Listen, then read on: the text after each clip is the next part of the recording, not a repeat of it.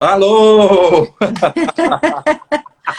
Menina, eu fico muito nervoso toda vez que eu vou entrar numa live porque não entra, não dá sinal, a conexão fica. É uma loucura. Agora, você sabe de uma coisa? Quando Ah, você estava falando ah, e estava super alto, é? agora Baixou. abaixou. Será que sou eu? Deixa eu ver aqui.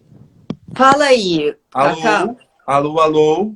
Alô, tá É, bom? mais ou menos. Estava muito Pera- mais alto antes. Será que também Ué, está mas que assim? estranho. O meu som Você tá tá, normal aqui. Eu, às tá vezes, normal?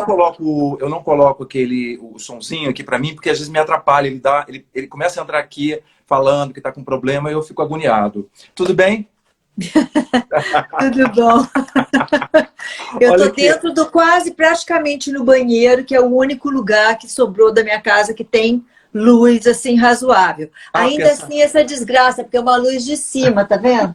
Não tem muito jeito, não sei o que fazer.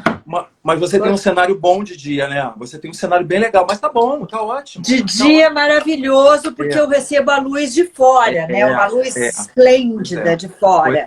Mas tá tudo Aí, ótimo. por isso que eu prefiro fazer de dia, porque fica tudo lindo. Ah, a gente está fazendo esse horário porque as lives do Conectados são todas às 7 da noite, às quartas-feiras, né? Das pessoas que participaram do podcast. Mas você hoje é uma convidada especial porque você está com seu trabalho, né? Uma vida inventada na plataforma. Então a gente vai falar dele. Mas antes eu quero te mostrar uma coisa. Não sei se você lembra disso aqui.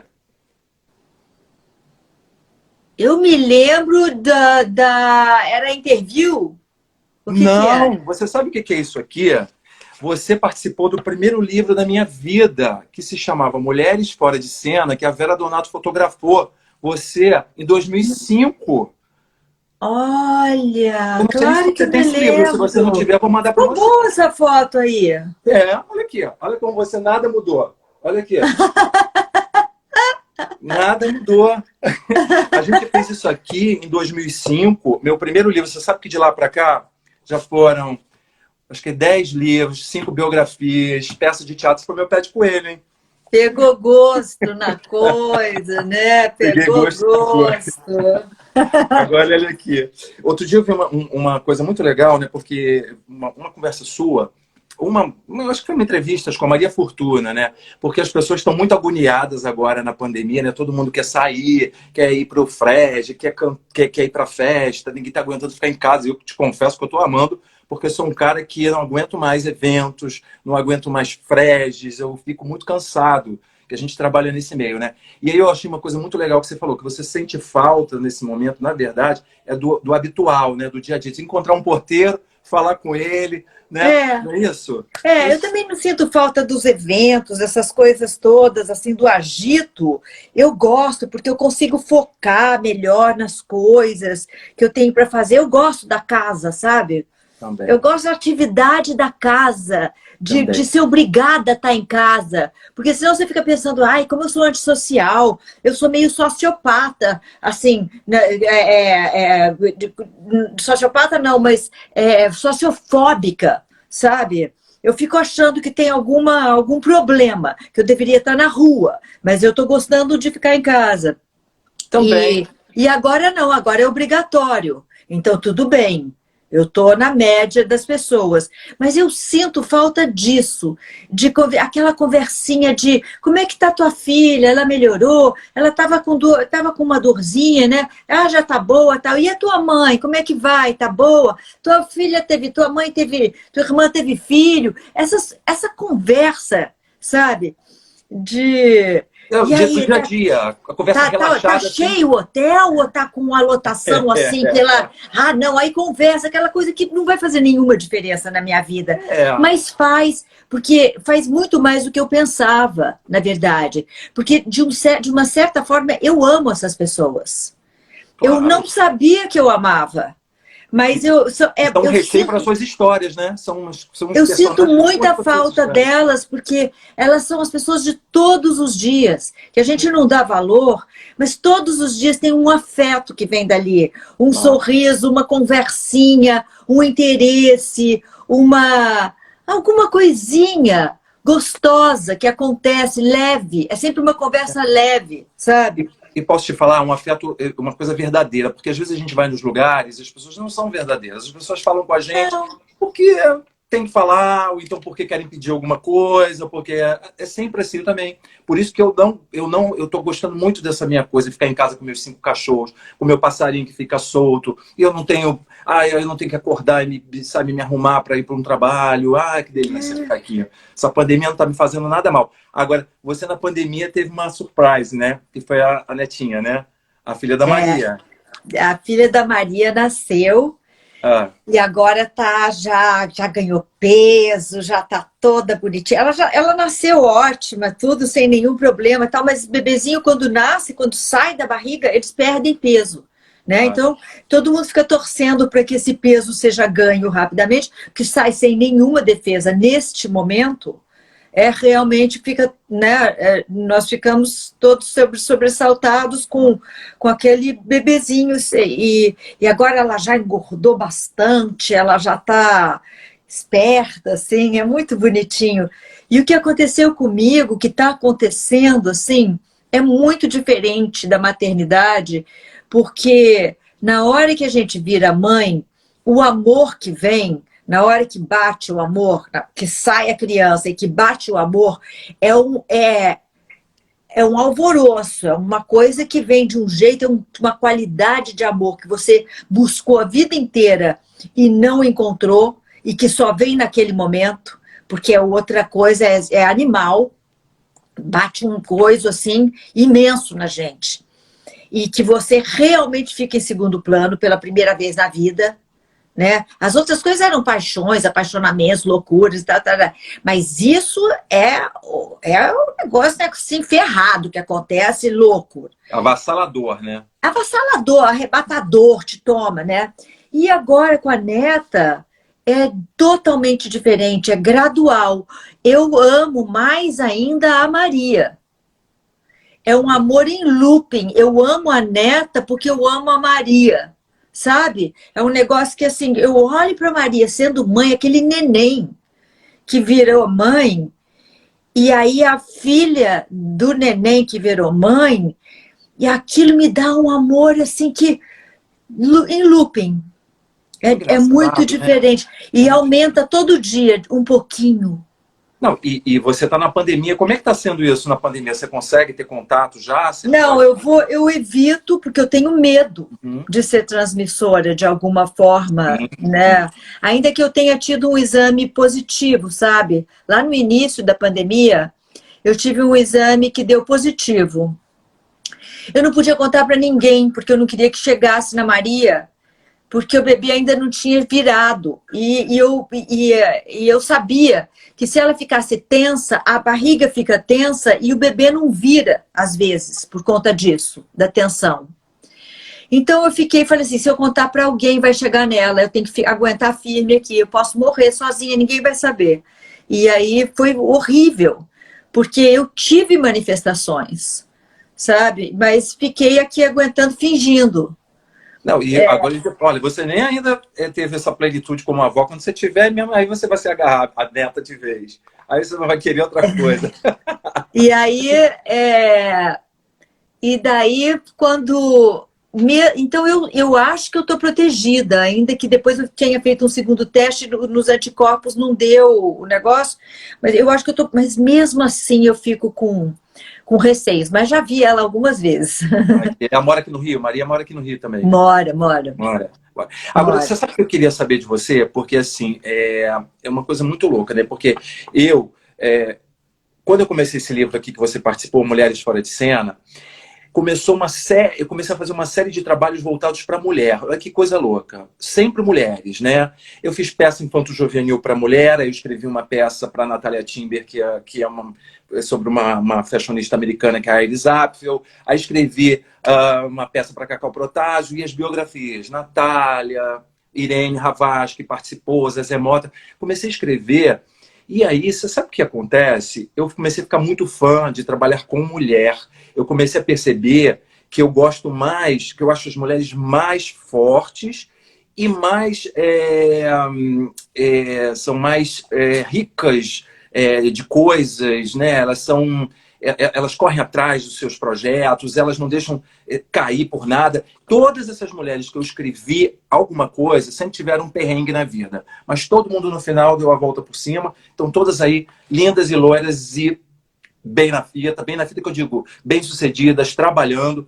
Com você também foi assim, não foi? Você também não teve uma trajetória assim? Eu acho que as mulheres têm uma... Talvez as mulheres tenham um interesse mais plural, de verdade. Os homens têm um foco no trabalho, os homens têm um foco na meta sexual, né? Que é uma quase de uma descarga selvagem, assim, né? Um negócio que precisa sair, que precisa resolver, o buraco que for está servindo, e é lógico que eu estou generalizando, mas tem uma abrangência de interesses menos larga. E as mulheres, acho que porque elas têm que cuidar da sociedade, elas têm que cuidar da tribo, elas ficam ali, o homem sai para caçar o javali e volta com o javali. A mulher ficou lá, cuidou da criança doente, cuidou da outra que ficou, teve problema, cuidou da onça que entrou na coisa, ela teve que matar também, cuidou da tempestade que veio e derrubou a casa. Todas aquelas questões são questões que ela teve que lidar enquanto... E ela foi criando um interesse mais plural, eu acho. Então, é legal mesmo conversar com mulher. Eu acho que a gente tem, quando as coisas desandam, você tem recursos para você sair daquele lugar, sabe? Você tem recursos. E como você teve que dar a volta por cima, acho que geneticamente, né, a gente lidou com essas questões, tá lá no DNA que você dá conta, você sabe. Como a gente tem que lidar com o parto, por exemplo, né? Tem que lidar, vai ter que sair daqui, eu vou ter que aguentar essa dor. Eu sei que não vai me matar essa dor, eu sei que não é um ataque de coração. Então, lá na cabeça, em alguma região, você fala assim, eu dou conta. É um milagre que está acontecendo, é uma maravilha, vai nascer um ser humano de dentro de mim. E aí, é nesse lugar que mata a dor. Não mata, né? Porque a gente sente aquilo tudo. Mas você dá conta porque você tem uma ajuda, um auxílio psicológico que vem, acho que dessa diversidade de experiência, de sempre. Da mulher que estava lá na savana africana se virando, entendeu? Então, eu acho que a gente dá mesmo mais conta, talvez, sabe? Eu acho que dá mais conta, e eu acho as mulheres, ai meu Deus do céu, daqui a pouco vão marretar porque eu estou defendendo as mulheres, mas não é, mas é porque eu convivo muito com esses trabalhos meus e eu percebo, entendeu? Eu acho as mulheres mais talentosas, porque também são mais sensíveis de repente. Eu encontro no meio artístico mais, não estou dizendo que não tenha, gente, mas eu encontro mais mulheres talentosas do que homens talentosos. Mais mulheres que nem você, que é atriz e que escreve, do que homens. Entendeu? Eu vejo isso no dia a dia, eu vejo isso com as pessoas, eu trabalho com muita gente, entendeu? Então eu percebo isso. E olha que os artistas já são especiais de alguma forma, né? O sujeito não foi fazer, ele não foi ser escriturário ou contador ou, sei lá, dentista, ele escolheu ser artista, que é um negócio que tem que trabalhar com a sensibilidade. Claro. Você precisa ir ali, mesmo que você não goste. Né? Então você precisa ir ali. Se ele foi para esse setor, ele já é mais aberto, de alguma forma, né? Claro. Então, ainda assim, você está falando que as mulheres artistas são mais para você, né? Mais interessantes do que... Sei.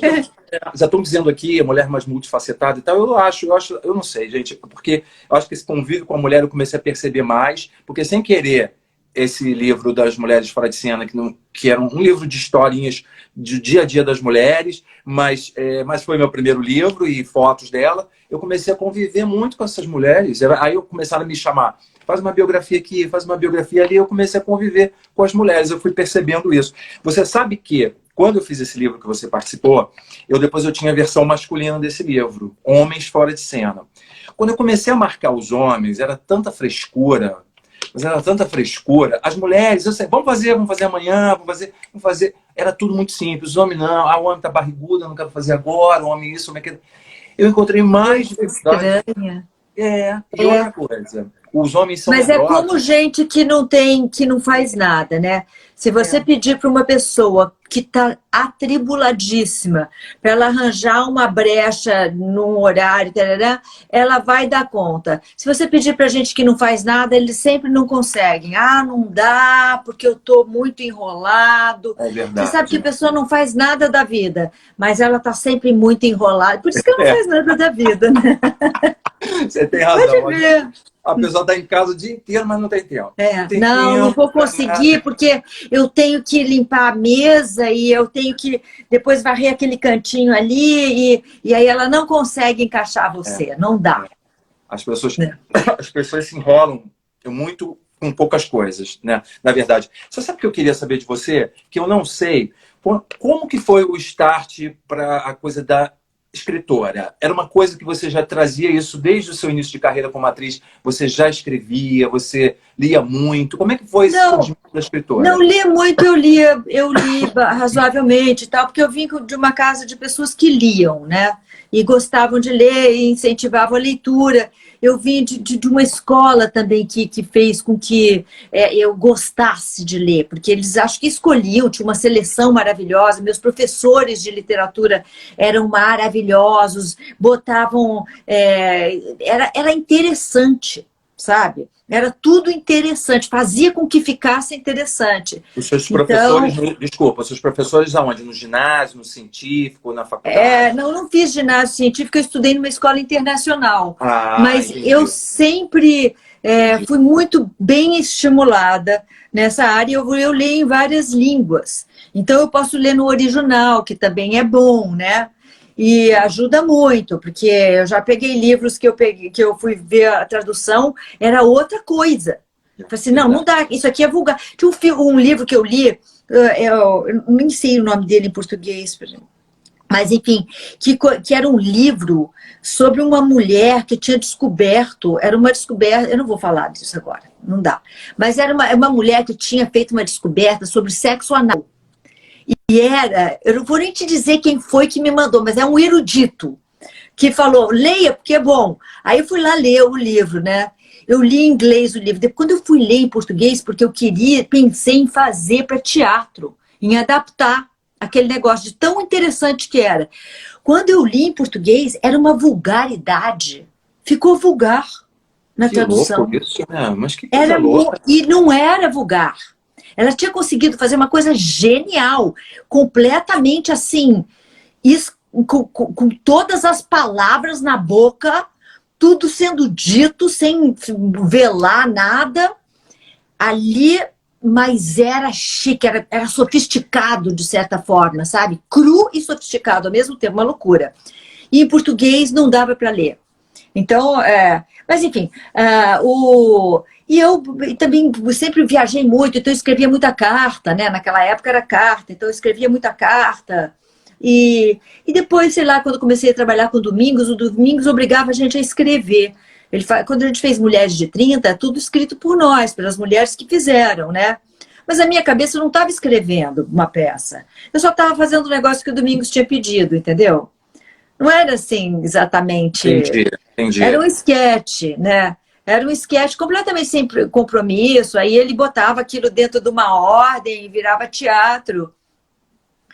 Então, e aí, acho que um dia, sei lá, não me lembro muito bem, mas acho que a Sônia Raci, uma vez, eu estava com ela em algum lugar, ela pegou umas coisas que eu estava lendo, sem eu ver, falou, Maitê, eu posso mandar isso para uma pessoa? Eu falei, mas que, hein? Aí eu falei assim, eu queria mandar isso para uma pessoa, e depois eu te explico e tal. Aí essa pessoa era o editor da revista Época. E aí ele leu e falou, mas eu preciso de... É uma revista masculina que eu tenho aqui, e eu preciso de um olhar feminino sobre o mundo. É diferente. Porque se você pega um bando de... Se você pega homens falando sobre futebol americano, ele vai ver aquilo de um jeito. Se você pega uma mulher falando sobre futebol americano, ela vai ver aquele monte de homem, um sobre o outro, vai ver do ponto de vista sociológico, ela vai ver outra coisa. Quando eu participei dos Extraordinários, lá aquele programa que eu fiz no Globo Esporte, na Sport TV, com aquele bando de homem, que era muito engraçado, porque tinha os cacetas, todos eram muito engraçados, ninguém era especializado em futebol, mas eles eram todos roxos pelos seus times, era todo mundo vidrado em futebol. Eles ficavam vendo o jogo e às vezes eu percebia que eu não estava nem olhando para a bola. Enquanto eles analisavam o negócio, quando eu via, eu estava olhando o que a pessoa estava correndo, tinha 4 sombras, por causa da iluminação. Eu estava olhando outras coisas, Cacau, sabe? Engraçado, né? Esse olhar diferenciado da mulher para o mundo, né? Para as coisas. E aí, então ele falou, eu preciso disso. Eu falei assim, não, mas eu não sei escrever e tal. Bom, aí ele me convenceu, eu escrevi e deu muito certo. Desde a primeira, foi o setor mais lido. A primeira crônica foi o setor mais lido da revista. E a segunda e a terceira, e aí eu fui aprendendo a escrever naquele formato, que eu não sabia, evidentemente, botava adjetivo demais, aquelas coisas que a gente faz quando começa a escrever e tal. E aí foi. E acabou que você descobriu, né, uma nova vertente sua, né? E o primeiro livro, me desculpa, mas o primeiro livro foi uma compilação dessas crônicas que eu meio que reescrevi para elas ficarem melhorzinhas, né? E botei uma ou outra inédita.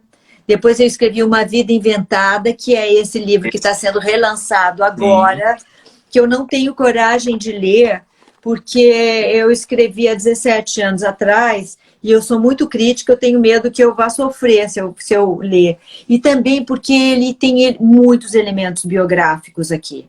Eu precisei escrever esse livro por conta de uma coisa que aconteceu e que todos os meus segredos mais íntimos foram revelados, a minha revelia num determinado momento, que agora, inclusive, eu estou contando isso na peça que eu vou... Eu escrevi também uma peça de teatro, que eu estou fazendo com o Rodrigo Portela, que é um super diretor jovem, maravilhoso, né? Ganhou vários prêmios agora. Eu conheço, maravilhoso.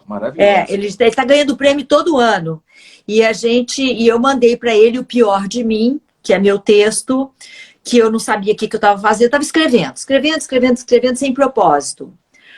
E aí quando me pediram um texto para teatro, para fazer no Petra Gold, eu falei assim, mas, poxa, será? Peguei, fui lá no Pior de Mim, fiz uma costura, transformei aquilo em teatro, chamei o Rodrigo e a gente está fazendo. E aí eu conto lá como é que foi, por que eu escrevi isso aqui também, né? Por que isso aqui saiu? Na verdade, foi uma necessidade, eu precisava dar a minha versão dessas coisas. Então, distribuir os elementos biográficos entre a vida de 2 mulheres. Tem 2 vozes no livro, então. 2 vozes, né? Inclusive no audiolivro, que também vai sair agora, a Irene Ravache faz uma das vozes. Sim, eu vou até te falar que hoje ela falou comigo, porque ela me mandou um WhatsApp para saber, tá tudo bem, porque ela é minha vizinha, aqui no Rio, ela é minha vizinha de frente. E aí eu falei, você sabe que eu hoje vou bater um papo com a Maitê sobre a Vida Inventada, que você participou no audiobook e tal. Não, e ela mandou pergunta, tá? Ela falou, pergunta uma coisa então. Ela é adorável, né? Porque a gente quer isso, né? A gente quer saber coisas, porque tá na plataforma. Gente, Uma Vida Inventada está na plataforma da YouBook. Esse livro da Maitê, que está em forma de audiolivro. E como é que foi essa... Não está só em forma de audiolivro. Ele está e-book, audiolivro e tem o outro também, né? Que é o É Duro Ser Cabra na Etiópia. Esses 2 livros... que ótima essa capa aí. Gostei disso aí. Os 2 livros estão sendo relançados agora, porque eles esgotaram. Uma Vida Inventada vendeu 200 mil cópias entre Brasil e Portugal. Mas Portugal é desse tamaninho, né? Então, legal. Vendeu muitíssimo. E aí esgotaram os livros. Eu mudei de editora e acabaram os livros. As pessoas não tinham mais acesso a ele. Então agora a gente está relançando. E esse aqui também, mesma coisa. Legal. Que legal. E como é que você, o que que você achou desse trabalho? Porque assim, o que que você acha desse trabalho de audiobook, audiolivro? Você curtiu fazer? Você, o que que você Olha, sentiu quando você levou a sua voz aí para a gravação? Como é que foi isso? quando eu li, parecia que era outra pessoa lendo, sabe? Porque às vezes as pessoas vêm me falar assim, eu queria contar uma história, é um pouco a história da minha vida, mas aí quando eu começo a contar, eu fico muito emocionado. Não pode escrever se você fica emocionado. Se você se comove com a tua própria vida, você não está pronto para escrever. Você tem que ter pelo menos 1 metro de distância daquilo para você começar a escrever e fazer alguma coisa boa com aquilo. Senão vai ficar uma autopiedade. Chora depois. Chora depois. Não Quando lê o chora. livro. Você já viveu aquilo lá, você vai chorar agora, Claro, né? claro. Não é. Para Claro. fazer literatura, isso não presta. Né? Isso É. se presta para fazer novela, mas para fazer literatura, não. Uhum. Quando eu li, depois de 3 anos que a gente tinha lançado, quando eu li, eu chorei. Mas Então, eu tô falando, chora depois. Mas era porque eu, lendo, era como se eu tivesse como atriz lendo a vida de alguém, que era aquela vida que estava sendo contada ali. É literatura. Porque esse livro você bota a sua vida e tem um lado ficcional. Você mistura isso, né? Eu misturo para que não fique, para que nunca ninguém saiba o que é e o que não é e tal. Fica tem uma brincadeira ali, né? Um jogo de cena. E a Irene fez justamente uma pergunta em cima disso. Ela falou assim, como é que é para um autor usar sua própria história, ainda que profissional? Onde é que ele busca alicerce para ter força? É uma das perguntas dela. Depois eu vou para outra.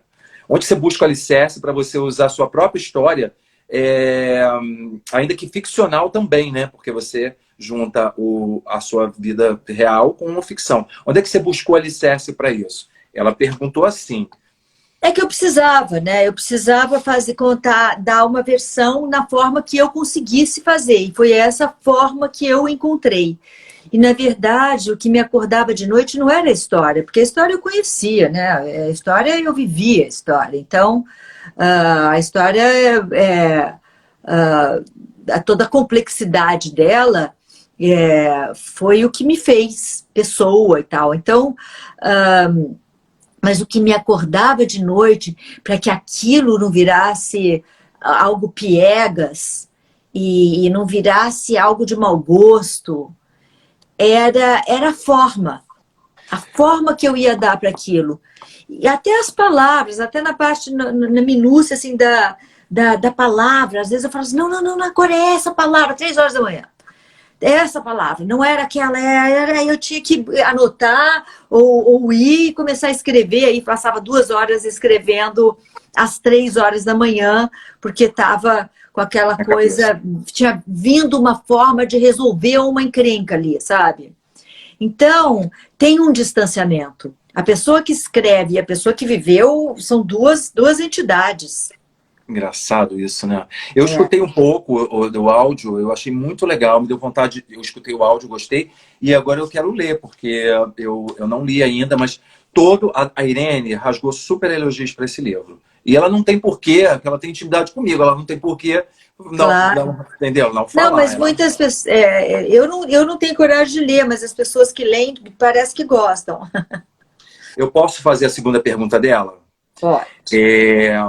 Bom, o projeto de vida foi construído por você, né? Ela quer saber como é que você abriu esse caminho, quais os starts que te fez chegar nesse caminho e como é que é para uma criança que passa por tanta coisa difícil e dolorosa, um encontro tão rico, encontrou um caminho tão rico, tão intenso e tão produtivo. Na vida, ela está falando? Ela falou como é que você passou, quando criança, passou por um caminho tão difícil e doloroso, como é que você encontrou um caminho tão rico, tão intenso, tão produtivo? Eu acho que é na vida. Você falar como é que foi isso, porque é difícil, né? Mas é uma questão de temperamento, sabe, Cacau? Eu acho que tem gente que senta na sarjeta e chora. Uhum. E tem gente que levanta, sacode a poeira e vamos embora, entendeu? Você fez isso, né? É temperamento. Ou também porque você não tem... Né? Tinha gente ali dependendo de mim, tinha... E essas coisas foram se... tudo tem consequência, né? Na minha vida, as mortes foram muito frequentes, né? Eu fui perdendo todo mundo. Não é que aconteceu uma coisa e aí parou, e aí foi tudo um vale florido. Foi assim, foi assim. Eu acho que eu devo ter sido uma pessoa muito, muito perversa em outra encarnação. E aí eles falaram, ó, você quer fazer o seguinte, nós podemos mandar tudo de uma vez, você se livra, depois na próxima você vem assim de férias, entendeu? Então eles deram nessa aqui. Então, mas eles falam, você tem que viver com dignidade. Se você ficar chorando pelos cantos, não vai valer. Então, acho que eu devo ter feito uma combinação, e aí ficou assim. E estou tentando honrar a minha combinação, porque deve ter um grilo assim, inconsciente que fica falando assim, não vai agora, não, fica aí, só fica calada, fica quietinho. Falei que eu passei por essa doença aí, fiquei quieta, não falei nada. Eu fico na moita, eu só falo, né? Não entendeu? Agora eu vou contar o pior de mim. Mas o pior de mim é porque eu acho que a gente, as pessoas, essas mídias sociais, elas fazem muito mal para as pessoas. Porque todo mundo fica se comparando com pessoas altas, magras, exuberantes, com a vida esplendorosa, todo mundo tem 1 milhão de amigos, as pessoas não se frustram. Todos felizes. Todo mundo sempre feliz, todo mundo come bem, mora bem, tudo é ótimo, né? Ninguém... Então, aquilo as pessoas vão se autodepreciando por comparação, é impossível você atingir aquela meta que é todas aquelas pessoas que você vê, todo mundo é melhor do que você, todo mundo é mais feliz que você, né? Então, eu resolvi contar o pior de mim. Onde foi que eu me atrapalhei? Onde foi que eu tropecei, que eu caí de cara no chão? Por que eu caí de cara no chão? O que aconteceu? E por que eu só consigo ver isso agora? Tem coisas que eu não sabia aos 40 anos de idade. Assim, mas aos 40 você já está madura, uma mulher feita... Não, eu não via com 40. Coisas que eu vejo agora e que eu não vi naquele momento. E olha que eu sou uma pessoa investigativa. E eu tenho coragem. Só que não via. Porque estava me defendendo. Porque estava com o muro erguido. Entendeu? Então, eu acho que quando você consegue mostrar, porque hoje eu estou num lugar, tenho lugar de fala para fazer isso. Agora. Então, se eu fizer isso, eu vou tocar num lugar que é muito parecido com o seu. Porque esses valores, esses sentimentos primários, nós temos muito parecido, todo mundo, independente da vida que teve, nós todos temos indignações, nós todos temos ódios que estão massacrados lá dentro, nós todos temos uma série de sentimentos e de quase selvagens que são comuns a todos nós e que para a gente conviver com aquilo em sociedade, a gente cria mecanismos. E aí eu vou contar, porque como é que é. Porque eu acho que realmente que vai abrir avenidas dentro das outras pessoas, entendeu? Acho muito interessante. Depois, independente de você fazer agora na internet, você quer levar para o palco depois, quando tiver... Não, já estou ensaiando. Eu estou ensaiando. Hoje eu passei o dia inteiro decorando. Você vai fazer primeiro, você vai fazer em live ou você já vai ser ao vivo? É assim, o Teatro Petra Gold inventou um projeto onde eu vou para o teatro. Eu vou para o teatro. Entendi. Só eu. Tem um público só. Vai ter uma pessoa que está me assistindo. O Paulo Betti está fazendo isso. Hoje a Isabelle Drummond apareceu no jornal, numa foto que ela estava assistindo o Paulo Betti, ela somente, exatamente. Isso. Exatamente. Então, Agora Muito tô com legal buracos isso. na minha cabeça. Mas então você faz aquela peça, só que no meu caso, a gente está ensaiando, levando em consideração que aquilo vai ser gravado para as pessoas verem, mas só vai acontecer aquela vez aquela peça. Depois ela acontece de novo na outra quarta-feira e depois de novo na outra quarta-feira e assim por diante. Então é sempre ao vivo. Você só Muito legal. vê se você estiver lá naquela plateia naquele momento. Só que como a gente já sabe que é híbrido, é filme e é teatro, eu tenho a câmera também é um personagem, no meu caso. Eu Entendi. falo com você, Ah, muito bom isso. que Muito está lá no legal. outro, eu vou estar falando aqui também, entendeu? Para não ficar aquela coisa chata de teatro filmado. É, A porque gente teatro está filmado é usando. chato. É muito chato. É. Então, a gente está usando esse recurso incorporado ao teatro para que esse híbrido faça sentido, entendeu? Claro, claro. Então, eu estreio dia 9 de setembro. Você pode ir lá comprar o teu Eu, ingressinho, sabe por eu quê? quero ver. Você e todas essas pessoas que estão aqui assistindo, porque a renda reverte para profissionais de teatro que estão sem trabalho e ficarão sem trabalho durante um bom tempo, porque quem é que vai entrar num teatro fechado uma hora dessas? Verdade, verdade. Entendeu? Não, e até Então, essa quando gente não tem o que comer. Essas pessoas estão à míngua e sem nenhuma perspectiva. Então, a gente... Vamos lá. Eu sempre fico nessa agonia aqui quando. Alô! Menina, eu fico muito nervoso toda vez que eu vou entrar numa live porque não entra, não dá sinal, a conexão fica. É uma loucura. Agora, você sabe de uma coisa? Quando você...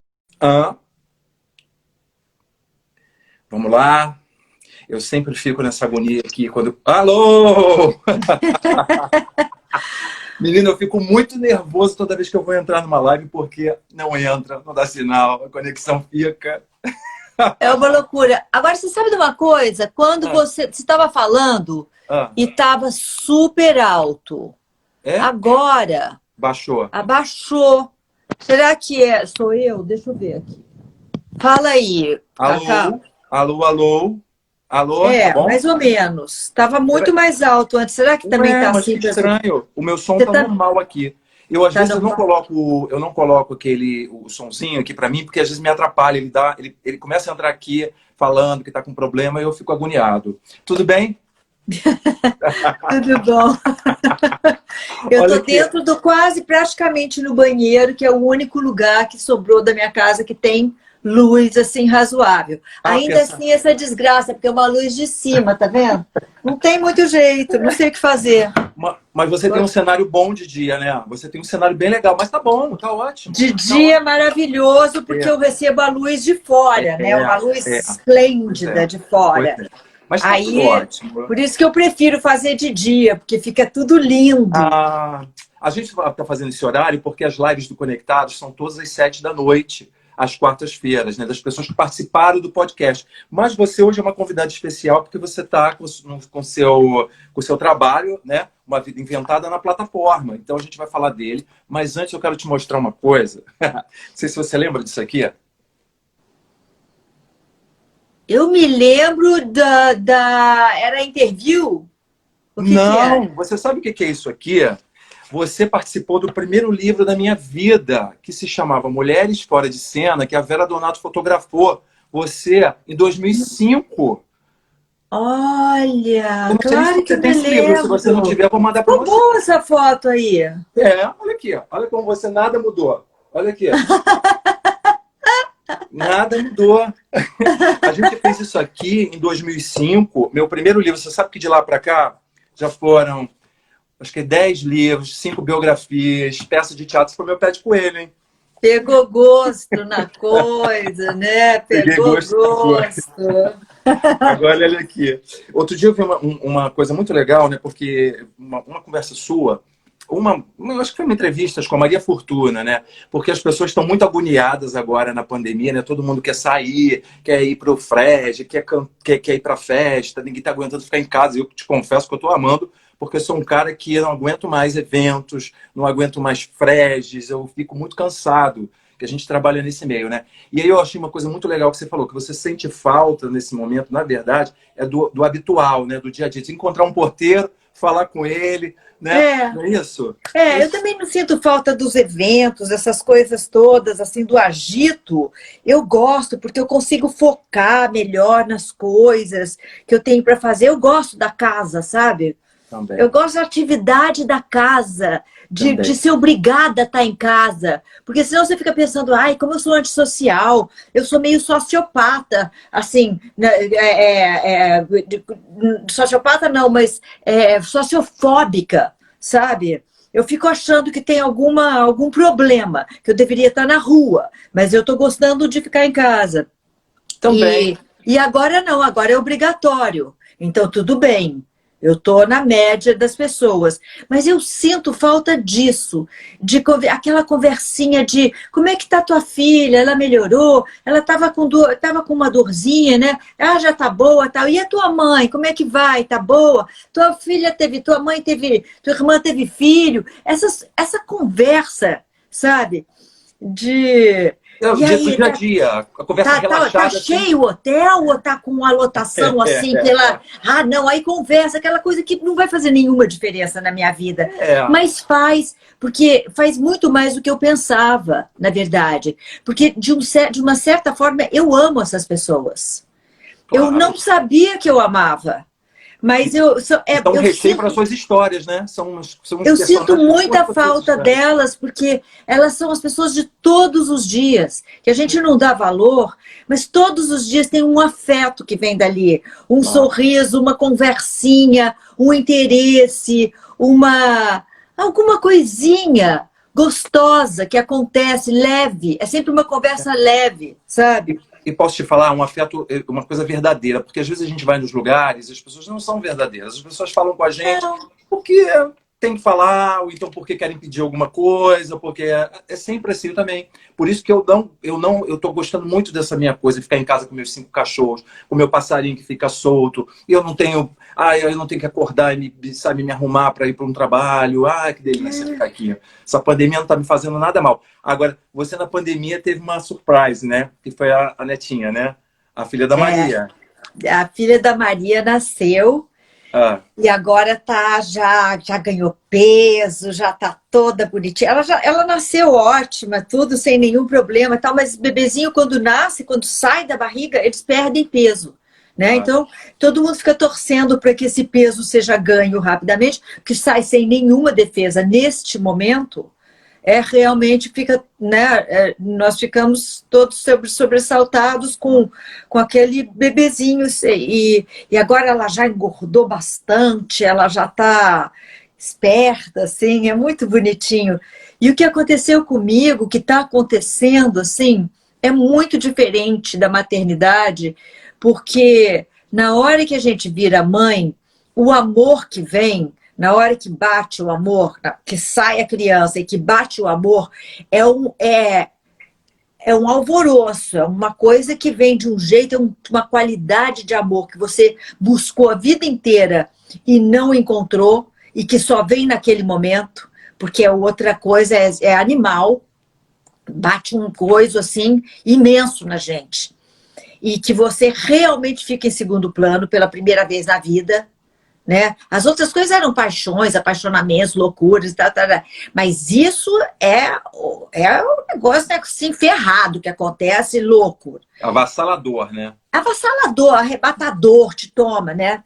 E agora com a neta é totalmente diferente, é gradual.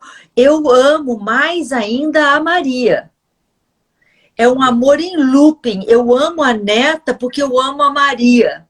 Sabe? É um negócio que, assim, eu olho para Maria sendo mãe, aquele neném que virou mãe, e aí a filha do neném que virou mãe, e aquilo me dá um amor, assim, que em looping. É muito diferente. Né? E aumenta todo dia um pouquinho. Não, e você está na pandemia, como é que está sendo isso na pandemia? Você consegue ter contato já? Não, eu evito, porque eu tenho medo de ser transmissora de alguma forma, né?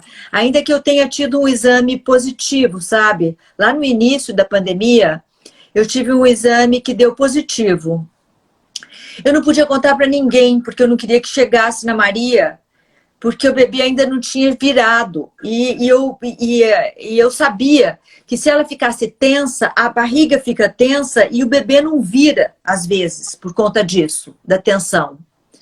Então eu falei assim, se eu contar para alguém vai chegar nela, eu tenho que aguentar firme aqui, eu posso morrer sozinha, ninguém vai saber. E aí foi horrível, porque eu tive manifestações, sabe? Mas fiquei aqui aguentando, fingindo. Não, e agora, olha, você nem ainda teve essa plenitude como avó, quando você tiver, mesmo aí você vai se agarrar a neta de vez. Aí você vai querer outra coisa. E aí, e daí, quando... Então, eu acho que eu estou protegida, ainda que depois eu tenha feito um segundo teste nos anticorpos, não deu o negócio, mas eu acho que eu estou... Mas mesmo assim eu fico com receios, mas já vi ela algumas vezes. Ela mora aqui no Rio, Maria mora aqui no Rio também. Mora. Agora, você sabe o que eu queria saber de você? Porque, assim, é uma coisa muito louca, né? Porque quando eu comecei esse livro aqui que você participou, Mulheres Fora de Cena, eu comecei a fazer uma série de trabalhos voltados para a mulher. Olha que coisa louca. Sempre mulheres, né? Eu fiz peça infanto-juvenil para mulher, aí eu escrevi uma peça para Natalia Timber, que é sobre uma fashionista americana, que é a Iris Apfel. Aí escrevi uma peça para Cacau Protásio e as biografias. Natália, Irene Havas, que participou, Zezé Mota. Comecei a escrever. E aí, você sabe o que acontece? Eu comecei a ficar muito fã de trabalhar com mulher. Eu comecei a perceber que eu gosto mais, que eu acho as mulheres mais fortes e mais são mais ricas de coisas, né? Elas correm atrás dos seus projetos, elas não deixam cair por nada. Todas essas mulheres que eu escrevi alguma coisa sempre tiveram um perrengue na vida. Mas todo mundo no final deu a volta por cima. Estão todas aí lindas e loiras e bem na fita que eu digo, bem-sucedidas, trabalhando. Com você também foi assim, não foi? Você também não teve uma trajetória assim? Eu acho que as mulheres têm Talvez as mulheres tenham um interesse mais plural, de verdade. Os homens têm um foco no trabalho, os homens têm um foco na meta sexual, né? Que é uma quase de uma descarga selvagem, assim, né? Um negócio que precisa sair, que precisa resolver, o buraco que for está servindo, e lógico que eu estou generalizando, mas tem uma abrangência de interesses menos larga. E as mulheres, acho que porque elas têm que cuidar da sociedade, elas têm que cuidar da tribo, elas ficam ali, o homem sai para caçar o javali e volta com o javali. A mulher ficou lá, cuidou da criança doente, cuidou da outra que teve problema, cuidou da onça que entrou na coisa, ela teve que matar também, cuidou da tempestade que veio e derrubou a casa. Todas aquelas questões são questões que ela teve que lidar enquanto... E ela foi criando um interesse mais plural, eu acho. Então, é legal mesmo conversar com mulher. Eu acho que a gente tem, quando as coisas desandam, você tem recursos para você sair daquele lugar, sabe? Você tem recursos. E como você teve que dar a volta por cima, acho que geneticamente, né, a gente lidou com essas questões, tá lá no DNA que você dá conta, você sabe. Como a gente tem que lidar com o parto, por exemplo, né? Tem que lidar, vai ter que sair daqui, eu vou ter que aguentar essa dor. Eu sei que não vai me matar essa dor, eu sei que não é um ataque de coração. Então, lá na cabeça, em alguma região, você fala assim, eu dou conta. É um milagre que está acontecendo, é uma maravilha, vai nascer um ser humano de dentro de mim. E aí, é nesse lugar que mata a dor. Não mata, né? Porque a gente sente aquilo tudo. Mas você dá conta porque você tem uma ajuda, um auxílio psicológico que vem, acho que dessa diversidade de experiência, de sempre. Com da certeza. mulher que estava lá na savana africana se virando, entendeu? Então, eu acho que a gente dá mesmo mais conta, talvez, sabe? Eu acho que dá mais conta, e eu acho as mulheres, ai meu Deus do céu, daqui a pouco vão marretar porque eu estou defendendo as mulheres, mas não é, mas é porque eu convivo muito com esses trabalhos meus e eu percebo, entendeu? Eu percebo. Eu acho as mulheres mais talentosas, porque também são mais sensíveis de repente. Eu encontro no meio artístico mais, não estou dizendo que não tenha, gente, mas eu encontro mais mulheres talentosas do que homens talentosos. Mais mulheres que nem você, que é atriz e que escreve, do que homens. Entendeu? Eu vejo isso no dia a dia, eu vejo isso com as pessoas, eu trabalho com muita gente, entendeu? Então eu percebo E isso. olha que os artistas já são especiais de alguma forma, né? O sujeito não foi fazer, ele não foi ser escriturário ou contador ou, sei lá, dentista, ele escolheu ser artista, que é um negócio que tem que trabalhar com a sensibilidade. Claro. Você precisa ir ali, mesmo que você não goste, né? Então você precisa ir ali. Se ele foi para esse setor, ele já é mais aberto, de alguma forma, né? Claro. Então, ainda assim, você está falando que as mulheres artistas são mais para você, né? Mais interessantes do que...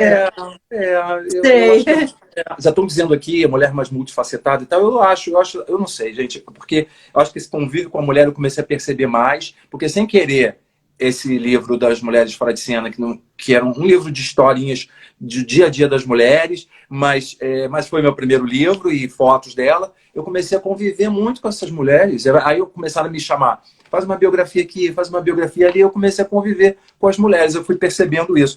Você sabe que, quando eu fiz esse livro que você participou, depois eu tinha a versão masculina desse livro, Homens Fora de Cena. Quando eu comecei a marcar os homens, era tanta frescura, as mulheres, eu sei, vamos fazer amanhã, vamos fazer. Era tudo muito simples. Os homens não, o homem tá barrigudo, eu não quero fazer agora, o homem isso, o homem aquilo. Eu encontrei mais diversidade. E outra coisa, os homens são Mas é como gente que não faz nada, né? Se você pedir para uma pessoa que está atribuladíssima para ela arranjar uma brecha num horário, ela vai dar conta. Se você pedir para gente que não faz nada, eles sempre não conseguem. Ah, não dá, porque eu estou muito enrolado. É verdade. Você sabe que a pessoa não faz nada da vida, mas ela está sempre muito enrolada. Por isso que ela não faz nada da vida, né? Você tem razão. Pode ver. A pessoa está em casa o dia inteiro, mas não tem tempo. Não vou conseguir, porque eu tenho que limpar a mesa e eu tenho que depois varrer aquele cantinho ali e aí ela não consegue encaixar você, não dá. As pessoas se enrolam muito com poucas coisas, né? Na verdade. Você sabe o que eu queria saber de você? Que eu não sei.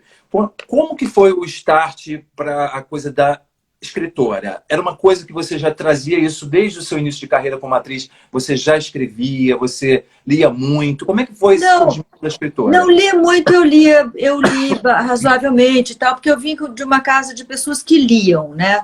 E gostavam de ler e incentivavam a leitura.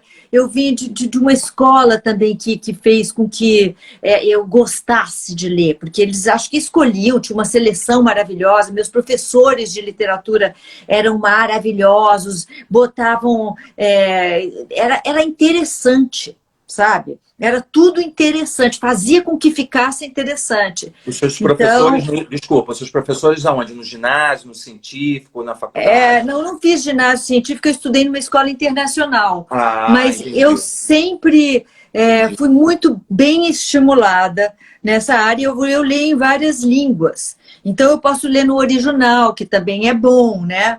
E ajuda muito, porque eu já peguei livros que eu fui ver a tradução, era outra coisa.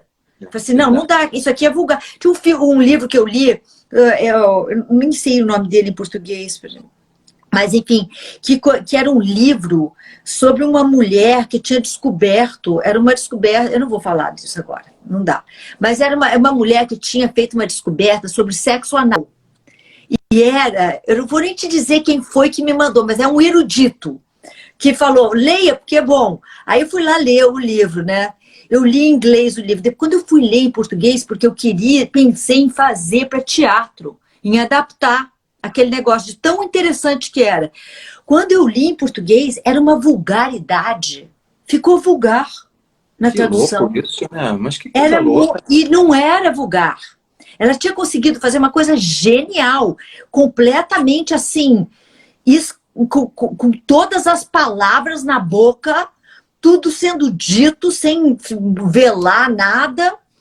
Ali, mas era chique, era sofisticado de certa forma, sabe? Cru e sofisticado ao mesmo tempo, uma loucura. E em português não dava para ler.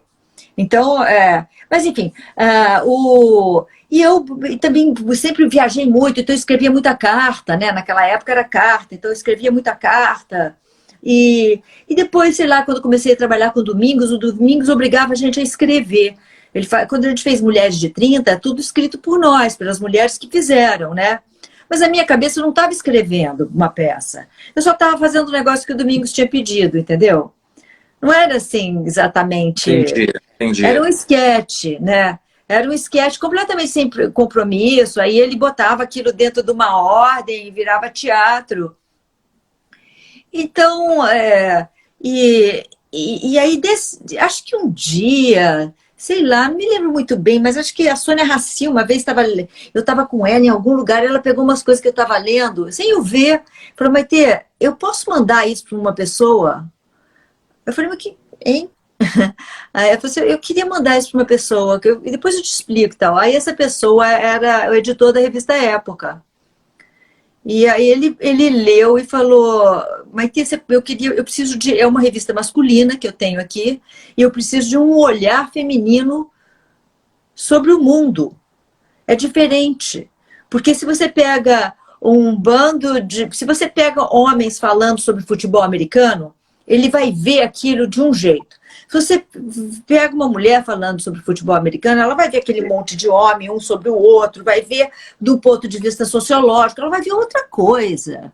Quando eu participei dos Extraordinários, lá aquele programa que eu fiz no Globo Esporte, na Sport TV, com aquele bando de homem, que era muito engraçado, porque tinha os cacetas, todos eram muito engraçados, ninguém era especializado em futebol, mas eles eram todos roxos pelos seus times, era todo mundo vidrado em futebol. Eles ficavam vendo o jogo e às vezes eu percebia que eu não estava nem olhando para a bola.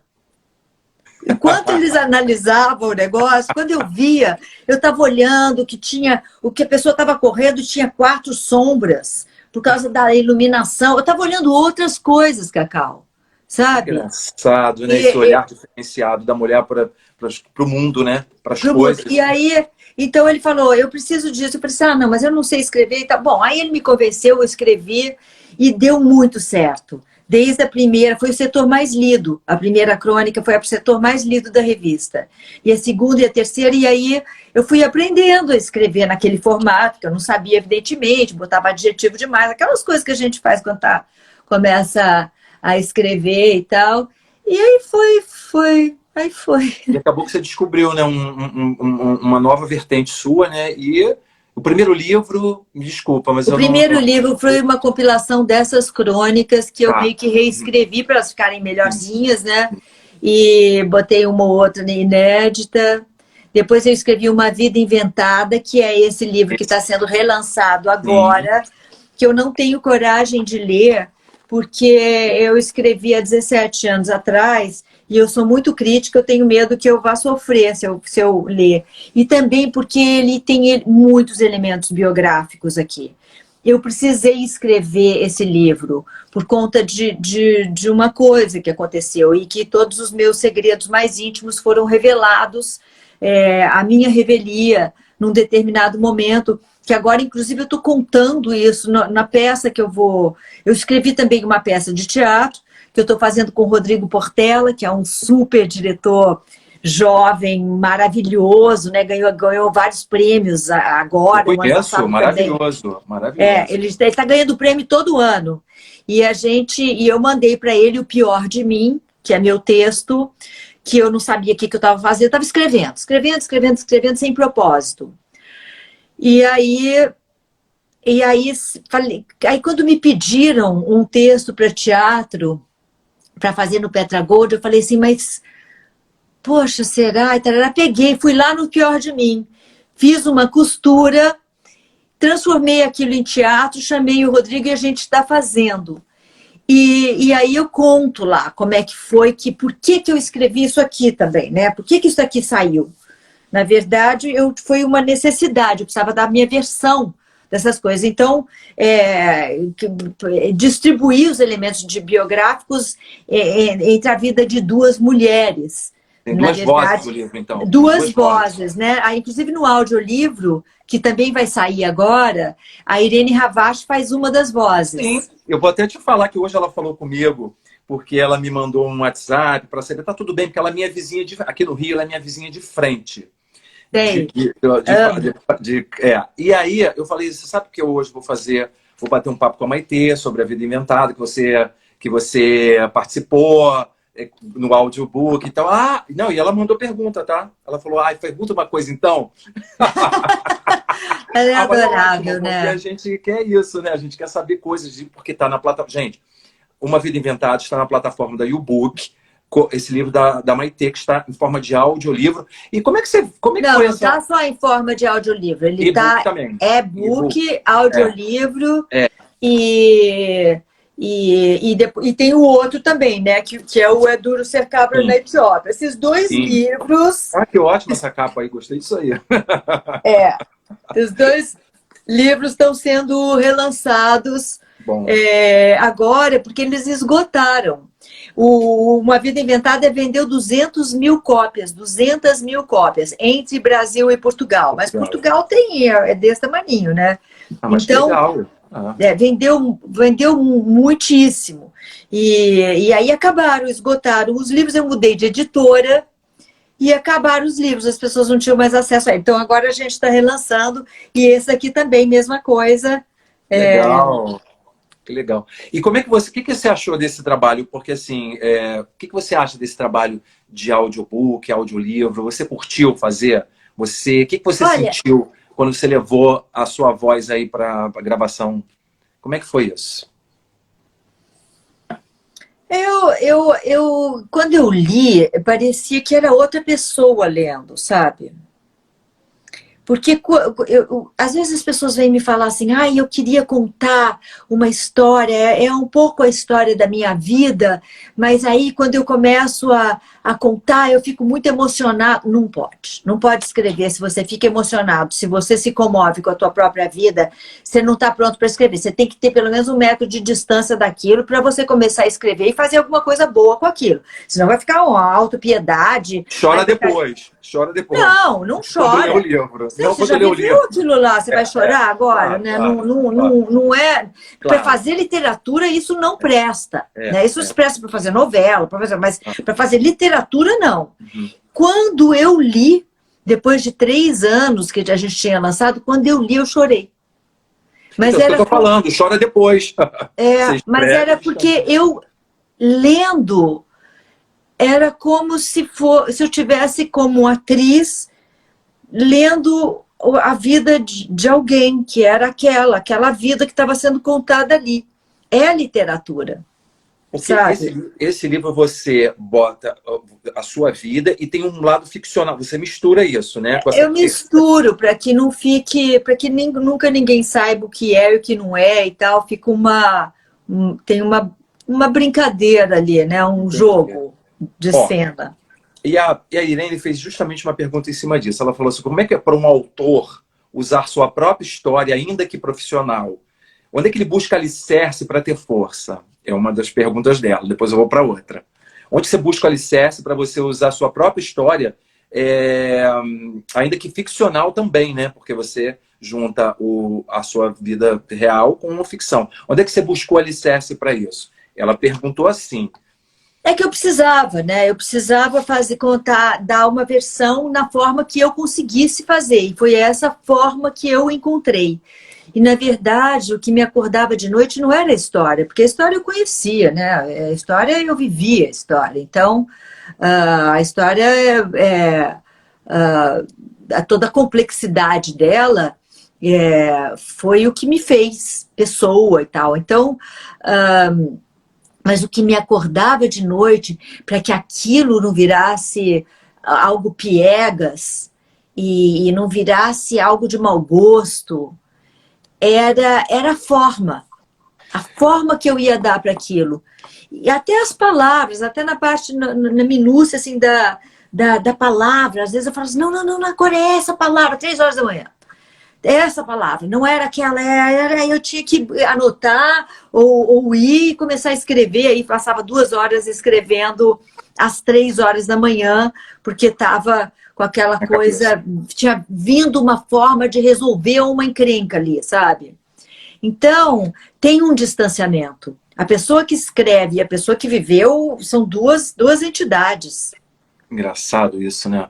Eu escutei um pouco do áudio, eu achei muito legal, me deu vontade, eu escutei o áudio, gostei, e agora eu quero ler, porque eu não li ainda, mas a Irene rasgou super elogios para esse livro. E ela não tem porquê, porque ela tem intimidade comigo, ela não tem porquê, entendeu? Não falar. Não, mas muitas pessoas, eu não tenho coragem de ler, mas as pessoas que leem parece que gostam. Eu posso fazer a segunda pergunta dela? Pode. Bom, o projeto de vida foi construído por você, né? Ela quer saber como é que você abriu esse caminho, quais os starts que te fez chegar nesse caminho e como é que é para uma criança que passa por tanta coisa difícil e dolorosa, um encontro tão rico, encontrou um caminho tão rico, tão intenso e tão produtivo. Na vida, ela está falando? Ela falou como é que você passou, quando criança, passou por um caminho tão difícil e doloroso, como é que você encontrou um caminho tão rico, tão intenso, tão produtivo? Eu acho que é na vida. Você falar como é que foi isso, porque é difícil, né? Mas é uma questão de temperamento, sabe, Cacau? Eu acho que tem gente que senta na sarjeta e chora. Uhum. E tem gente que levanta, sacode a poeira e vamos embora, entendeu? Você fez isso, né? É temperamento. Ou também porque você não tem... Né? Tinha gente ali dependendo de mim, tinha... E essas coisas foram se... tudo tem consequência, né? Na minha vida, as mortes foram muito frequentes, né? Eu fui perdendo todo mundo.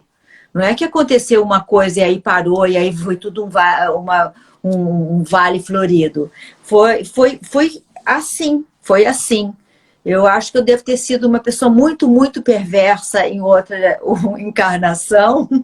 E aí eles falaram, ó, você quer fazer o seguinte, nós podemos mandar tudo de uma vez, você se livra, depois na próxima você vem assim de férias, entendeu? Então eles deram nessa aqui. Então, mas eles falam, você tem que viver com dignidade. Se você ficar chorando pelos cantos, não vai valer. Então, acho que eu devo ter feito uma combinação, e aí ficou assim. E estou tentando honrar a minha combinação, porque deve ter um grilo assim, inconsciente que fica falando assim, não vai agora, não, fica aí, só fica calada, fica quietinho. Falei que eu passei por essa doença aí, fiquei quieta, não falei nada. Eu fico na moita, eu só falo... Né, não interessa. Agora eu vou contar o pior de mim. Mas o pior de mim é porque eu acho que a gente... as pessoas, essas mídias sociais, elas fazem muito mal para as pessoas. Porque todo mundo fica se comparando com pessoas altas, magras, exuberantes, com a vida esplendorosa, todo mundo tem 1 milhão de amigos, as pessoas não se frustram. Todos felizes. Todo mundo sempre feliz, todo mundo come bem, mora bem, tudo é ótimo, né? Então, as pessoas vão se autodepreciando por comparação, é impossível você atingir aquela meta que é todas aquelas pessoas que você vê, todo mundo é melhor do que você, todo mundo é mais feliz que você, né? Então, eu resolvi contar o pior de mim. Onde foi que eu me atrapalhei? Onde foi que eu tropecei, que eu caí de cara no chão? Por que eu caí de cara no chão? O que aconteceu? E por que eu só consigo ver isso agora? Tem coisas que eu não sabia aos 40 anos de idade. Você fala assim, mas aos 40 você já está madura, uma mulher feita... Não, eu não via com 40. Coisas que eu vejo agora e que eu não vi naquele momento. E olha que eu sou uma pessoa investigativa. E eu tenho coragem. Só que não via. porque estava me defendendo, porque estava com o muro erguido, entendeu? Então, eu acho que quando você consegue mostrar, porque hoje eu estou num lugar, tenho lugar de fala para fazer isso, agora. Então, se eu fizer isso, eu vou tocar num lugar que é muito parecido com o seu, porque esses valores, esses sentimentos primários, nós temos muito parecido, todo mundo, independente da vida que teve, nós todos temos indignações, nós todos temos ódios que estão massacrados lá dentro, nós todos temos uma série de sentimentos e de quase selvagens que são comuns a todos nós e que para a gente conviver com aquilo em sociedade, a gente cria mecanismos.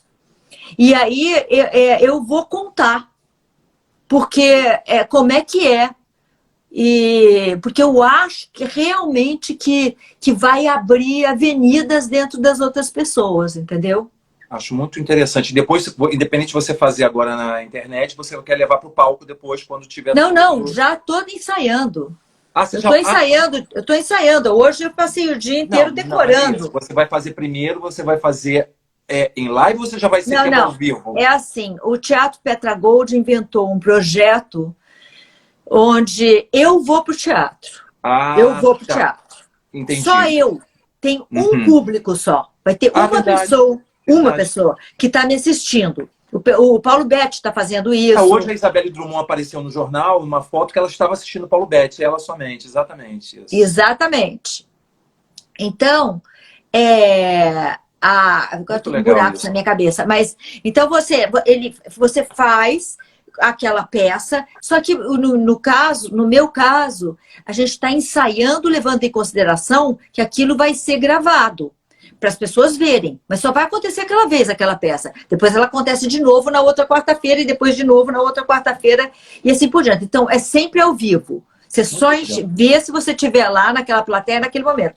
Só que, como a gente já sabe que é híbrido, é filme e é teatro, eu tenho a câmera também é um personagem, no meu caso. Entendi. Eu falo com você. Muito bom isso. Que está lá o outro, eu vou estar falando aqui também, entendeu? Para não ficar aquela coisa chata de teatro filmado. Porque teatro filmado é chato. É muito chato. Então, a gente está usando esse recurso incorporado ao teatro para que esse híbrido faça sentido, entendeu? Claro. Então, eu estreio dia 9 de setembro. Você pode ir lá comprar o teu ingressinho, sabe por quê? Eu quero ver. Você e todas essas pessoas que estão aqui assistindo, porque a renda reverte para profissionais de teatro que estão sem trabalho e ficarão sem trabalho durante um bom tempo, porque quem é que vai entrar num teatro fechado uma hora dessas? Verdade. Entendeu? Nossa gente não tem o que comer. Essas pessoas estão à míngua e sem nenhuma perspectiva. Então, a gente está fazendo, o dinheiro vai para eles, entendeu?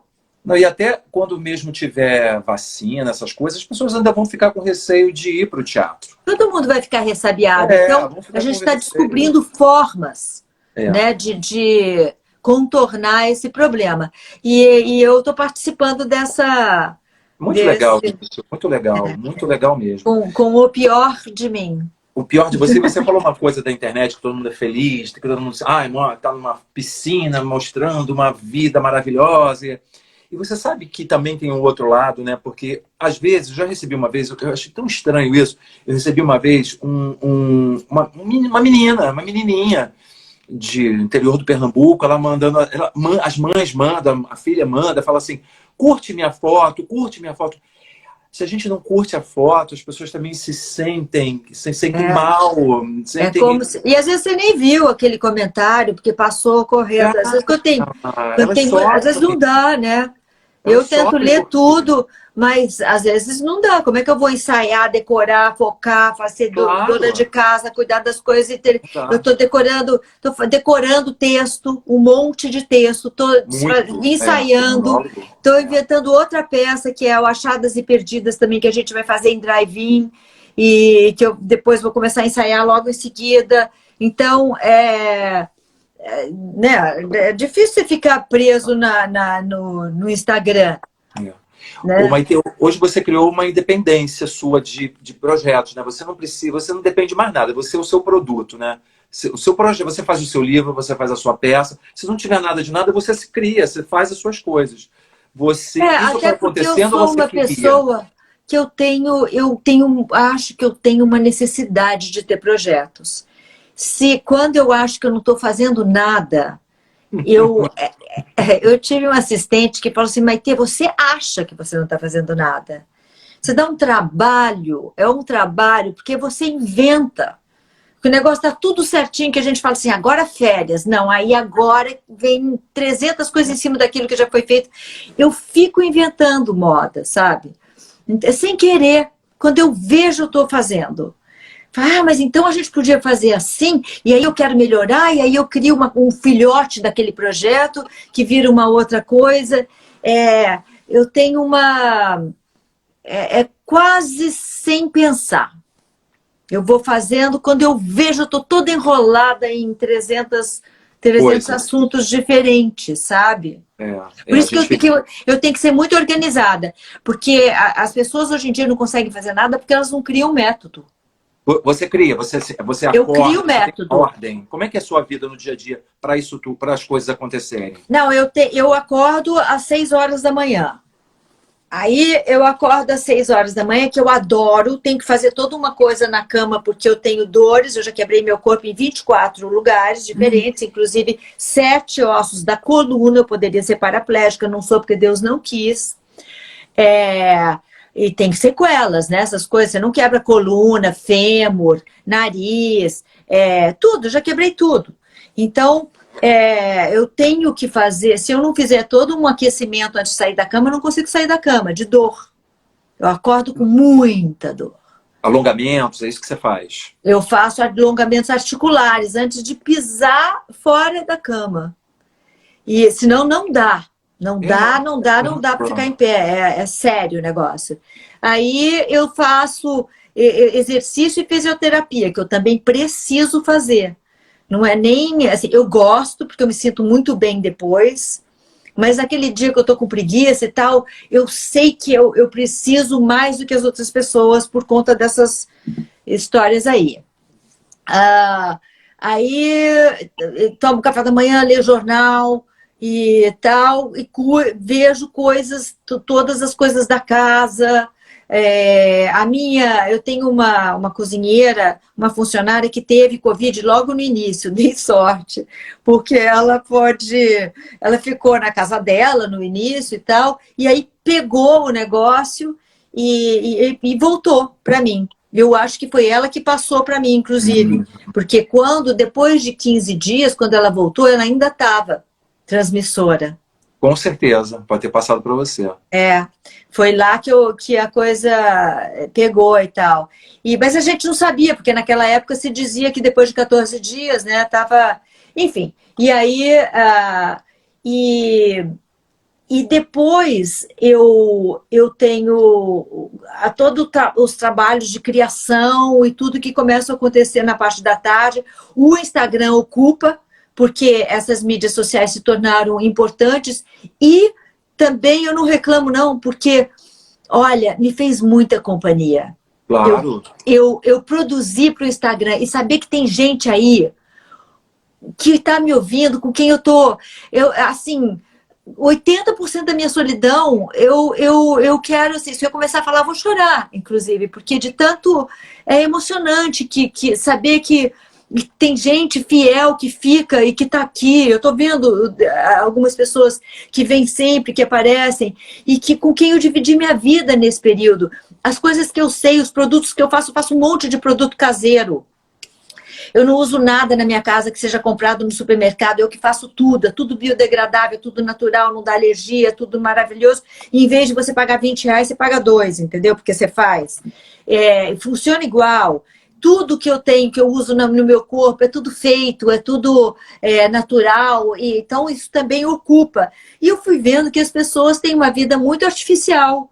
E que elas não sabiam que podia ser assim. Falei, então eu posso mostrar as coisas que eu faço de verdade. Não é como essas outras pessoas que vão ficar, que querem, não é pelo... Eu mostrei as coisas a minha prática de vida, como que eu vivo. Então, eu mostrei como que eu faço as coisas todas. Como é que eu acordo, esses exercícios articulares, todo mundo sabe como é que é. Os exercícios de respiração, o que eu faço para a pele, como que eu faço para substituir botox, preenchimento, todas essas coisas. Eu ensinei tudo, cabelo, eu ensinei todos os truques de beleza, tudo que não faz mal. Fui mostrando uma coisa, as pessoas iam perguntando, eu falei assim, vocês não sabem fazer isso? Ah, mas então vou mostrar. E aí mostrar, para mim era óbvio. Sabe? E aí, esse partilhar ocupou a minha vida. Maravilhosamente durante esses 5 meses. Eu adorei poder fazer isso. E as aulas que eu faço de yoga e de treino de ginástica também, eu também comecei a fazer com as pessoas. Eu falei, olha, dane-se que eu estou toda cheia de dores e com limitações e tal. Vou mostrar para as pessoas que dá para fazer com as limitações. Na hora da limitação eu falo, olha, eu não posso fazer isso, mas vocês podem. Então vinha muita gente. Assim, 3.000 pessoas faziam aula. Sabe? Legal, no final do dia, 3.000 pessoas tinham passado ali e feito aquele negócio. Gente sedentária, que de outra forma não iria nem começar. Porque ele só vem a perfeição, é aquelas pessoas que botam a perna lá em cima, com aquele negócio. Eu não vai nem começar a fazer. Mas se você mostra que dá para fazer, mesmo dentro das limitações, você contorna. Então, isso também me ocupava a minha vida. Agora eu estou ensaiando, às 5 horas da tarde eu ensaio, eu tenho que decorar, eu tenho que ver minha filha, enfim, a vida... você tem a sua vida, né, mas eu normal. tenho ordem. Que horas que eu vou falar com as pessoas que me ajudam, assistente e tal, onde está dividida as tarefas. Tipo, das 11 ao meio-dia. Eu tenho uma ordem. Se entrar alguma coisa ali no meio daquilo, eu troco um pouco a ordem, um pouco para cá, um pouco para lá. Mas os afazeres, as coisas tem que ir até mais 1h da tarde. Aí eu vou almoçar, porque eu tenho que almoçar. Se eu não for almoçar às 4 horas da tarde, me bagunça inteira. Entendi. Se eu resolver acordar às 10 da manhã, me bagunça toda. Então eu não vou fazer isso. Eu criei uma ordem e um método. E às 10 eu estou na cama atualmente. E tudo é disciplina, né? Você tem que ter disciplina. Agora, eu acho que também o sucesso, também, além disso, de você falar com as pessoas e preencher teu tempo e tal, eu acho que isso que é legal, porque as pessoas ficam achando também que, de repente, o artista fica ali só na foto, só parece. Tem a sua delirando, vida, né? Você não consegue fazer nada se você não tiver método. Tem uns que ficam nessa onda, até acho. Mas a maioria não é assim, entendeu? Mas esses que ficam nessa onda não produzem. Não produz. Não produz. Produz atabalhadamente ou fica fazendo a mesma coisa com uma roupagem diferente. Não está criando. Porque quando você pode fazer 10 vezes a mesma coisa e fica parecendo que é outra. Porque você botou nome diferente, deu um horário, mas você está fazendo o mesmo personagem, está fazendo exatamente aquelas coisas que você sabe fazer já. Pra você fazer coisa diferente, para você ser realmente criativo, você precisa de ordem e método. Não sai de outro jeito. E disciplina.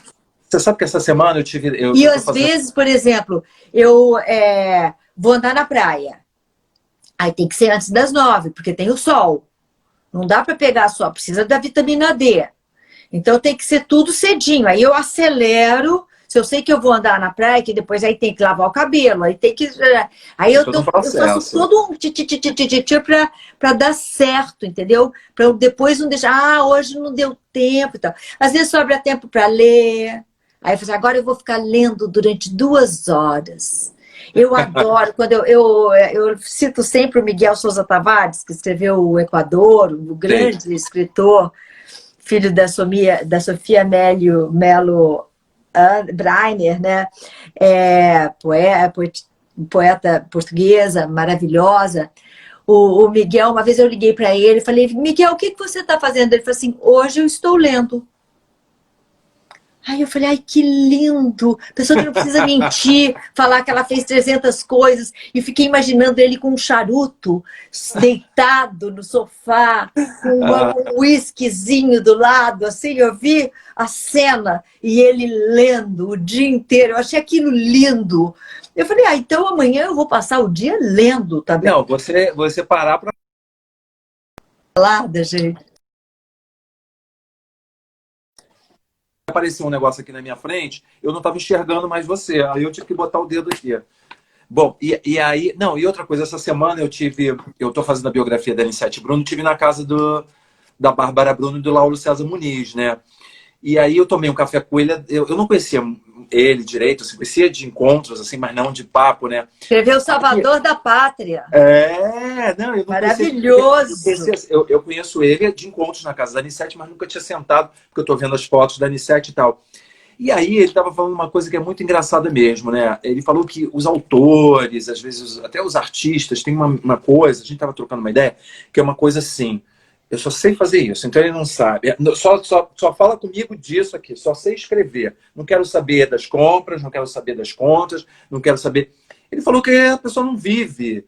Então eu acho muito legal você ter essa vida assim, múltipla, né? Porque além de ser a vida normal, é uma coisa que te preenche até para você escrever, para você criar, né? Eu acho A muito maior chato parte isso. das pessoas com quem eu convivo É. são pessoas que não são do meio artístico. O que é bom também, a gente conviver com pessoas, eu acho Eu ótimo. gosto muito de conviver com gente que não é do meio artístico. Porque diversifica, é outro assunto, Também gosto. sabe, é outra... É outro mundo. Eu viajo sempre para lugar que eu não sei nada. Eu não vou para Nova York. Vou, né, de vez em quando. Tá. Agora eu não irei mais, porque agora com essa pandemia também não quero mais andar de avião. Hoje me perguntaram, né? Eu gravei um negócio lá, porque eu tenho um canal do YouTube onde tudo fica morando, essas coisas, né? Aí eu gravei, às vezes eu faço uma sessão de perguntas e respostas, porque as pessoas mandam muitas perguntas para lá. Hoje eu respondi umas dessas perguntas e tal, e uma delas era como é que a gente fazia para ser mais sustentável. E eu falei, olha, uma das coisas que você pode fazer é parar de comer carne ou diminuir. Você não precisa parar completamente. Você gosta muito, te dá muito prazer. Você vai ficar triste se você... Então coma, mas coma menos. Porque a indústria da carne tá aumentando a temperatura do planeta, eles cortam as florestas, eles tratam os bichos de uma forma abominável, né? Como se não, né? É toda uma indústria que não é mais aquele fazendeiro de antigamente, de 50 anos atrás. A gente tem que comer comida que é feita do jeito que era 50 anos atrás. Porque senão você está dando dinheiro para 3 pessoas, pouca gente... que está fazendo um mal para o planeta, destruindo o planeta, cortando floresta, e a temperatura, o clima vai ficar impossível para os nossos filhos e netos. Então, parar de comer, diminuir a carne e o consumo de tudo que é animal. Menos. E a outra coisa é andar menos de avião. Não anda de avião. Avião é uma desgraça, tipo, é uma das coisas que mais poluem. Diminui o carro. Eu não tenho mais carro. Eu agora nunca tenho mais carro. Eu ando de bicicleta. Botei um negócio elétrico na minha bicicleta. Então eu tenho opção. Não é elétrico, é o mecânico. É uma coisa, você dá uma pedalada, vale por 10. É uma coisa louca. Você sobe uma montanha assim, conversando, sabe? A outra pessoa lá... E você assim... cantando. Então, se você quiser. Se você não quiser, você pedala, faz esforço e tal. Muito legal, né? Então, tem muitas coisas que a gente pode fazer no âmbito pessoal. Assim, mas o problema é muito grande, eu não posso fazer nada. Pode sim. Pode sim. Começa só diminuindo o teu consumo de carne, você já vai estar fazendo uma grande coisa. Claro. E hoje eu vi, agora no final do dia, você postou alguma coisa que eu vi sobre aprovar o projeto de lei 4.438 de 2018, que impede a destruição da floresta de Camboatá, em Deodoro. A floresta de Camboatá, em Deodoro. É um oásis. E dentro de Deodoro, é como se fosse um ar refrigerado. Ela é fresquinha. Se você vai embaixo de uma árvore, a temperatura está a 3 graus menos quente do que no sol. Imagine uma floresta inteira. As pessoas querem cortar a floresta e querem que continue fresco. Não vai continuar fresco. Claro. E sem floresta não tem chuva. E se não tem chuva, não tem nem agronegócio. Porque a floresta da Amazônia, ela faz um corredor de água. São rios aéreos, né? Que vai cair aqui em Goiás, no Mato Grosso, no Sul, em toda essa área que produz comida para o Brasil, só chove ali porque tem a floresta amazônica. As nuvens vêm do Oceano Atlântico, chega, bate nos Andes, fica parado ali em cima da floresta amazônica, ali a evaporação das árvores faz com que as nuvens se densifiquem, elas andam depois para todo o sul e cai a chuva aqui. É toda uma ordem que existe por conta da floresta. Se corta a floresta, vai. Então a Deodoro é um pedacinho disso que a gente tem aqui no Rio de Janeiro. Eles querem cortar ela inteira para fazer um autódromo. Não dá. De cimento, num lugar que já é quente pra caramba. E também tem um interesse imobiliário, porque tem gente ali querendo construir condomínio. Também parece que 40% vai ser condomínio, e eles ficam inventando. Então, 4 pessoas ganham dinheiro, e a gente se ferra no Rio de Janeiro, porque o Rio de Janeiro vai ficar mais quente, porque os bichos todos que moram ali, e que são os hospedeiros dessas doenças, esses vírus que estão vindo agora, é porque saíram da floresta, cortaram a floresta, eles não têm para onde ir, eles vêm para a cidade, eles vêm para a urbe. É isso que está acontecendo. A próxima pandemia está chegando aí na porta. Eles têm onde morar, que é dentro da floresta, é o lugar deles. Eles precisam, porque eles fazem parte da ordem natural das coisas. Uns comem os outros e tal, e é assim que a coisa toda funciona, tem toda uma ordem. Se a gente vai lá e corta a floresta, a gente está criando novas pandemias. Então é isso que eles querem fazer, entendeu? Cortar. Não, e você colocou lá, eu até assinei. Já a gente tem mais 10 horas para assinar esse negócio, porque vai ser votado.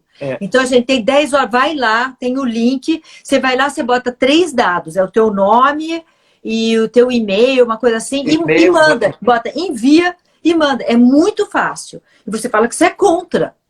Eu fiz agora. A pessoa entra também nesse site aqui, né? www.sosflorestadocamboatá.meurio.org.br. E aí vai e assina. A gente não dá, né? A gente não pode mais ficar suportando esse tipo de coisa. Tudo porque as pessoas querem enriquecer à custa da depredação, da destruição do planeta. Maitê, eu acho que a gente está chegando ao fim, porque senão vai cair a nossa live, que eu estou adorando. Eu, por mim, continuava com você. Olha... isso aí. Faça sua propaganda dos livros na plataforma da YouBook. Esse livro é uma delícia, divertido. É um bom livro para você dar de presente, porque ele é tem 1000 ilustrações dentro dele aqui. Quer ver? Ele é escrito à mão, ele tem comentários à mão, ele tem desenho, ele tem uma história incrível que você pode ler de como ele nasceu. Ele nasceu de uma forma muito exótica. E por conta de um acaso, e eu escrevi ele com pessoas da internet, gente que eu não tinha ideia de quem fosse, sabe? Olha só. E que escreveu junto comigo. Aí, quando eu fui lançar o livro pelo Brasil, as pessoas chegavam e falavam assim: eu sou aquele da página 38 e tal. E é todo um livro de humor, só tem texto de humor. Cada página é um texto de humor. E o título é ótimo, né? O título é ótimo. O título tem por quê? Tudo aconteceu por causa do título. Tem coisas escritas à mão. É muito divertido o livro. Eu tenho muito orgulho desse livro. Eu tenho certeza que vocês vão gostar. E é um bom presente para dar, e é muito fácil de ler, porque você lê do jeito que você quiser. Ainda que se você lê na ordem, ele é mais engraçado, porque eu criei uma ordem também cômica. E aí tem esse aqui, que eu não sei, porque eu não tenho coragem de ler.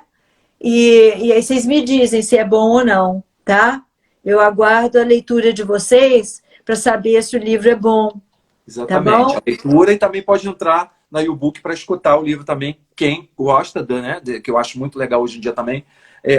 Às vezes eu me pego trabalhando tanto, escrevendo tanto, que eu não consigo parar para escrever. E é uma opção da gente também poder ouvir. De né? ouvir, é tão gostoso ouvir. É um teatro, né? É um teatro. Quando é bem lido, é muito gostoso. Eu li um livro que eu achava que era uma chatice comercial, não vou dizer qual é, mas que eu ia para a Indonésia, pensa só. Eram, assim, 48 horas de viagem. Aí meu irmão falou assim, olha, eu tenho esse, eu te passo. Muitos anos atrás. Falei, não vou ler essa porcaria, não vou mesmo e tal. Aí ele falou assim, experimenta, eu vou te dar um audiolivro, porque eu não conseguia, que meu olho ficava seco. Ficar lendo no avião, meu olho começava a lacrimejar. Ele falou assim, vou te dar um audiolivro, você vai ver em audiolivro. O cara era de um gênio, ele fazia vozes, era tudo tão maravilhoso, o livro ficou maravilhoso. Tá vendo? Às vezes surpreende, né? Às vezes o livro até melhora no audiolivro. Até melhora tudo, né? Eu vou mandar de presente para você o livro que você não deve ter com sua foto, meu primeiro livro, vou mandar para sua casa. Tá. Eu e Vera Donato, que tá aqui, a Vera tá aqui, que você fez as fotos com você. Eu quero te agradecer muito por você estar aqui. Eu queria bater mais papo, mas daqui a pouco vai cortar, a gente vai ficar pelo meio, acho que a gente deixa com gostinho de quero mais, tá? Muito obrigado. Parabéns pela sua netinha, né? Se inspire aí mais aí, você deve estar criando um monte de coisa nova nessa quarentena. Agora eu tenho que ensaiar para ficar bonito, para vocês gostarem, vocês irem lá ver. Eu quero ver, eu vou ver.